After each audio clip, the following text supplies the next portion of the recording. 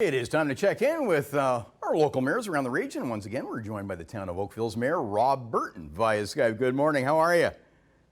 Top of the world. How are you? Good to see you. You were busy planting trees yesterday.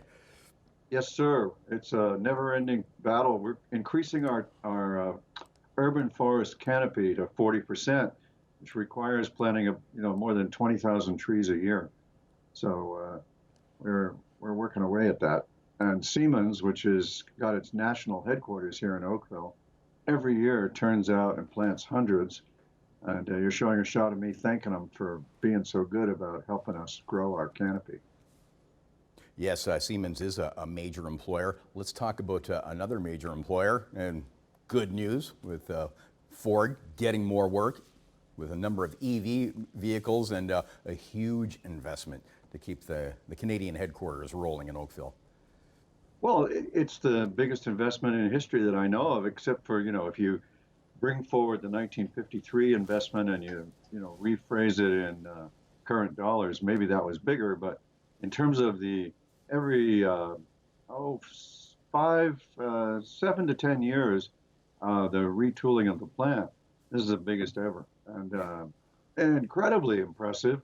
This has been the kind of week that makes an Oakville mayor happy.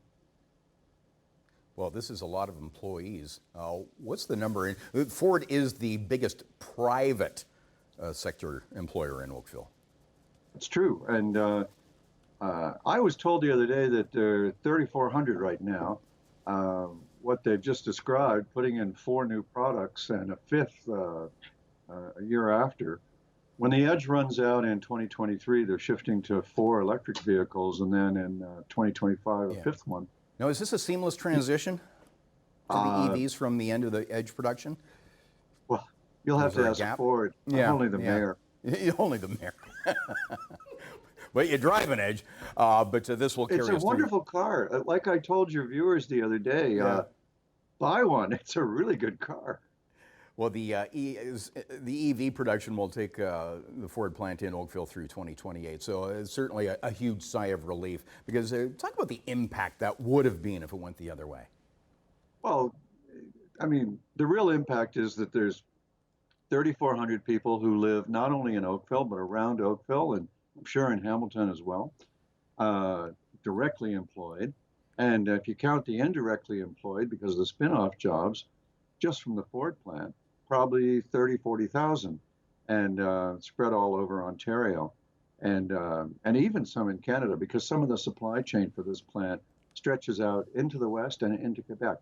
So we all have a stake in this. Let's talk about the budget with the Town of Oakville. So there's a $10 million budget gap to fill. Here we are, tail end of September, and where are we at on this in terms of filling that gap?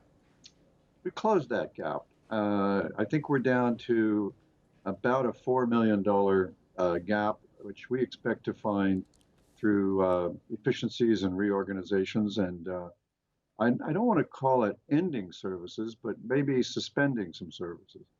So we've given the people of Oakville a smooth ride on property taxes and town budget for 14 years now. We only raise property taxes consistent with the national policy on inflation, which is, the Bank of Canada is trying to create 2% inflation. And by and large, they achieve that. And actually, it's the same in the United States. And our budget increases, our tax increases to the homeowner have averaged about 2% for all that time. Before this council and I, we had a very spiky experience on tax increases. You might get a 0% one year, followed by a 6%. And who can plan like that? You gotta run your household with some certainty about what's going to happen. Yeah, well, thanks for the look ahead, and of course the weekly updates as well. We'll check in with you again next week. Town of Oakville Mayor Rob Burton.